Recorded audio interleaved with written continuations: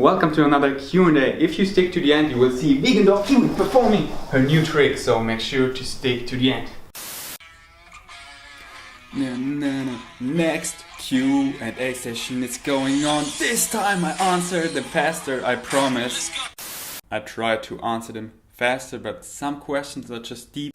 Is veganism actually healthier than a whole food diet where one eats lots of fruits and veggies and every once in a while meat and dairy? Yes, it is. It's like smoking in moderation. Of course, it's much better if you only smoke one cigarette per day, but no cigarette would be even better. Of course, it's better to hitting your shin only once per day and not 3 times per day. So one meal, meat and dairy, so only hitting your shin once and not 3 times per day, but hitting your shin none, that's actually better. So the short answer and the long answer is yes, it's better, because meat and dairy has a lot of cholesterol, sodium, saturated fat, and there's so many studies that it's linked to cancer growth, osteoporosis and all these Western diseases. So try to avoid them as much as possible, and if you're indulging in all those plants like fruits, vegetables, legumes, whole grains, nuts and seeds, there is no room for animal products, and if there is just very little, and that is natural. Earlier in life we were eating little animal products, we used them as condiments and flavor and had meat once per week or so, and that was the norm. Eating lots of plants and little animal products, and now it shifted through factory farming. We're eating lots of animal products, and that led to all these Western diseases. They didn't exist hundreds of years ago, like most cancer forms, osteoporosis, diabetes type 2, high blood pressure, heart disease didn't exist. What would happen to all the animals if the whole earth would be vegan? I'm vegan, but just wanna know. So if you would stop eating them today, they would create a cult and rush over us, and the cows would take control of our government and rule us. Human beings would be in factory farms then, and the cows would eat us. And we're like, dab, dab, dab. No, just kidding.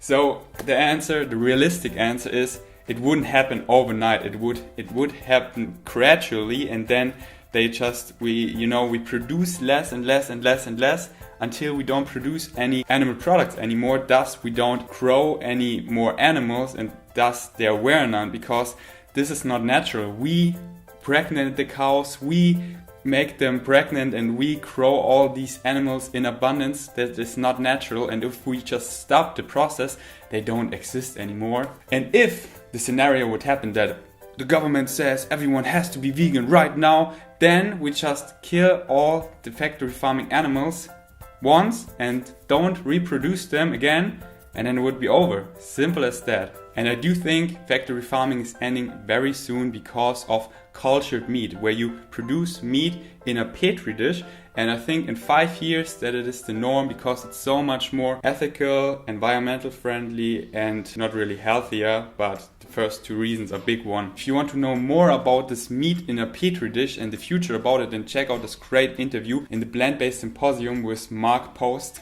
Is it necessary to take supplements for better workout in the gym, or it's okay to rely on a vegan diet? Thanks. For the gym, you don't need any supplement. It's not necessary. Sure, some can help you, but it's not necessary. But regarding health, I recommend vitamin B12, and in the winter, vitamin D if you don't get enough sun.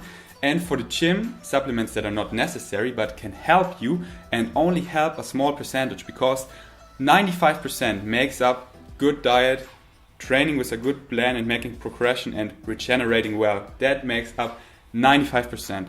And the last 5% is like taking creatine and sometimes protein powder if you're short on protein, or sometimes BCAAs and leucine. These can make sense, but it's not necessary. And if I would only recommend one, the most important one for the gym to make more gains, it's creatine, 5 grams per day.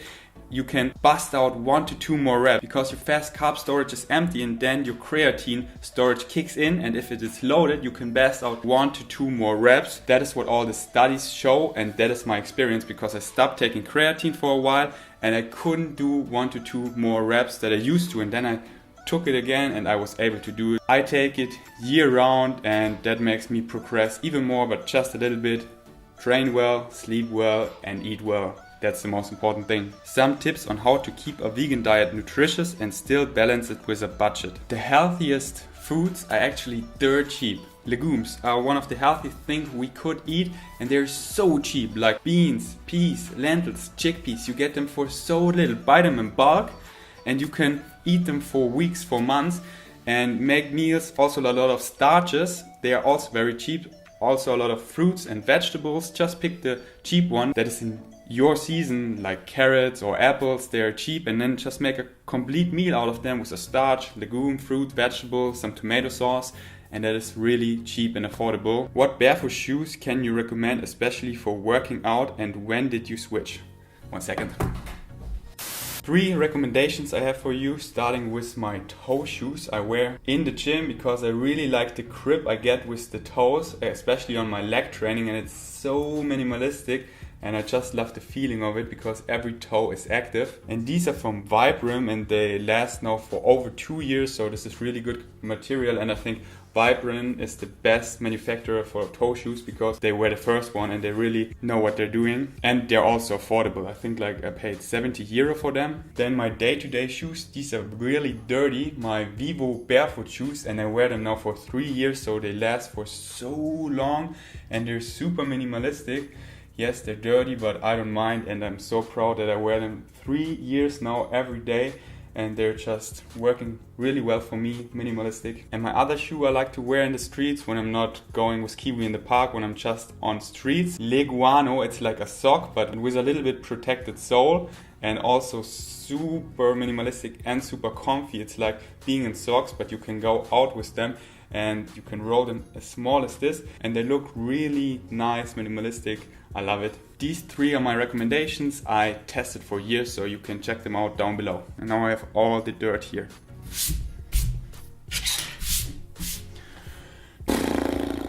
What vegan foods can cause acne? I don't really know vegan foods that cause acne, but if you're eating really high fat, like lots of avocados, nuts and seeds, and if you eat too much fat, that often can lead to acne or more pimples. So if you have acne, then just go lower in fat, and then you should be fine and thrive on a vegan diet, because that is actually the best thing you can do if you have acne. I'm the best example. Look at this picture. On the left I was eating heavily dairy, and on the right I ditched the dairy. But I got my skin so much better and I got rid of my acne, and most don't know because they never went without it. And it's like your entire life you only see one with one eye, and you never take off your hand, never.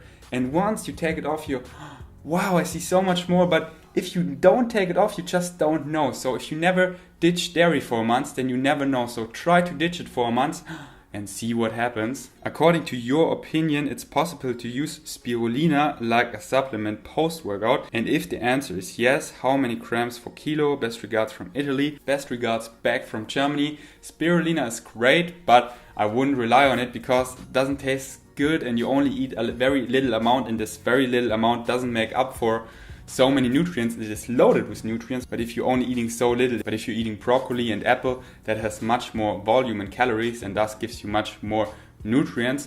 But it can boost your smoothies if you put in spirulina, but it's totally not necessary. I don't want to hate spirulina, it's a great food, but some people just overhype it and think it's the holy grail. It's not. Just eat diverse plants and you're fine. No. No. No. No, as promised, Kiwi's new trick. That's fine.